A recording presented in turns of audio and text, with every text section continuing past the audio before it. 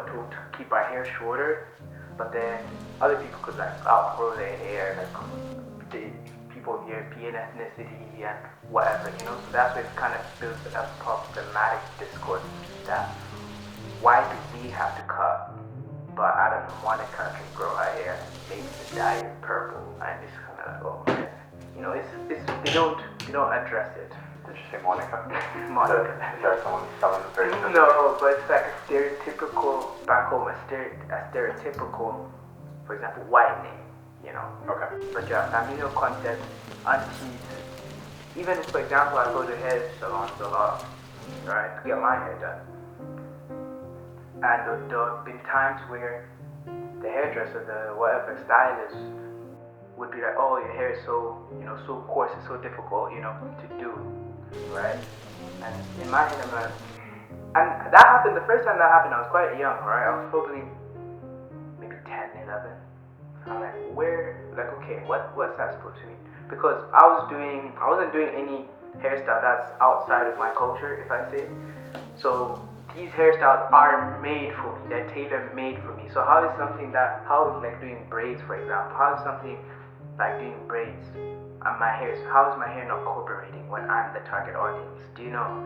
So it's like they're trying to take away or not make, I'm not trying to be the center of it, but that's my point. The point is it should be more inclusive, like they have a preference for doing other hair types because, I don't know, easier, and so be it. But it also just comes down, and I took it kind of like an attack almost, because they would blame that inability to do my hair to the fact that it's difficult, instead of just acknowledging that maybe I'm not skilled at doing this specific hair type. And I think if they said that, they would have been a more honest hairdresser. Like, look, would love to do this for you, but maybe we just don't know how. Like, we don't specialize in it. I haven't done it as much. But they always resort to gaslighting. Oh, it's so difficult. No, this is the default setting. How can the default setting be in the wrong? Do you know? That's my point.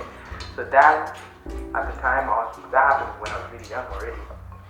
So it just like developed that thought process where I started seeing things like, okay, when it's, I don't know, Jaden or Kaden, mixed people, whatever, and they have these, when they're getting their hair done, it's like, oh, it's so nice, oh, the aunties and the stylists in the store, like, embracing it, praising it, and I'm just like, where's the energy for me too, It's kind of a different experience, and I'm not asking for like praise or anything. I don't need that, to be honest.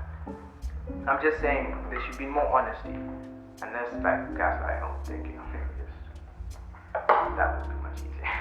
No. Yeah, there should just be more honesty and more, no preference towards a certain one because you consider it closer to whiteness. And the thing is, the underlying thing is just internalized racism, yeah, right?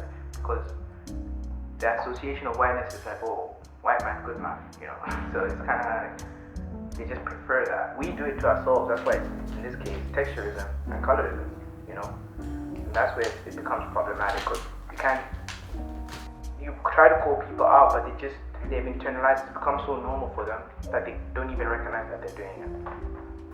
Oh, it's good. It's cool down too. Very good. That's how I like it over there. Pinch of salt and butter, and it's melting well. I'm gonna try the olive one. I haven't tried that though.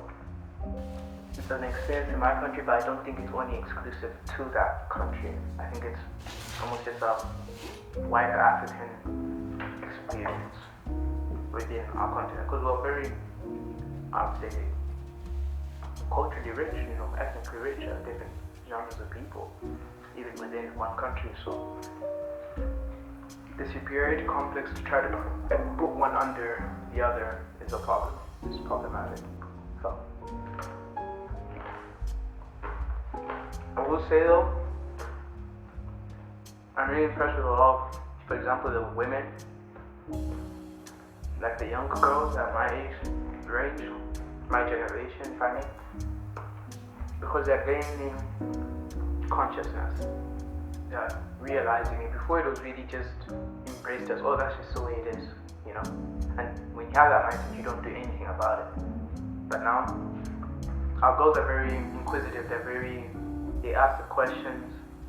They don't just take things for it. Oh, that's just the way it is. They point it out. They call it out, which is a step in the right direction. I think you just have to say it, and then from there we can talk. Okay, how do we unlearn these behaviors? These biases in your head. Was there a time in your life when you just acknowledged it? What people were talking about? Yeah, in a more conscious age. Yes, definitely. I noticed that I am also a beneficiary of that thing I'm complaining of, because that standard, these standards are always more enforced on women, right? So as a man, I kind of benefited in a weird opposite way, where I was seen more masculine because of, that feature, for example. Whereas a lady sharing the same feature as me, it's kind of looked down upon, if that makes sense. So, in simpler language, I'll have a certain hairstyle, everyone's happy, everyone's like, okay, that's cool. A girl does it, and it's now, frowned upon. So now it makes you ask the question, is it solely because it just simply doesn't look good on her, or it looks good at all? But that's a different, so you're allowed to criticize each other if you don't like, or not criticize each other, but I guess have an opinion whether you like something or not. That's not what I'm saying at all, but it was deeper than that. It was deeper than all, we just not a fan of the look, but more not a fan of the idea behind the look. So that's when I came to appreciate it as well. And you've got to admit your privilege to first also fix a thing. So it's not the same experience as everyone else's. Other people have much, I think, The frame of thought is basically to understand that even under a single umbrella, there will be uniqueness, there will be different people within that. Whether it be within a family, the context that I would want to bring to life would be within a family, maybe a school, because that's where I first started really seeing, the different perceptions of people and how they would react. But even, under an umbrella, within a nation, within a region, within a family, there are different features. This one we're focusing on here, but there is different ones and different features, and it's basically just destigmatizing different features and using it as a way of social capital, putting one on top of the other. That, I got this and you don't got that. That makes me better than you.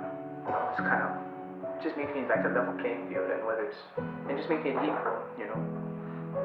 So, within an umbrella, there are still differences. But even metaphorically, the umbrella is still a shield. It's a shield against these negative perceptions and these, I would say things that you cannot control about the world, So once you use an umbrella as protection, you, even under an umbrella, you recognize that it's two different people that need to be protected. We're trying to protect everyone under that umbrella, I would say equally. Does that make sense? Yeah. So the conclusion would be uniqueness and embrace who you are. Cheers to uniqueness. Cheers to uniqueness.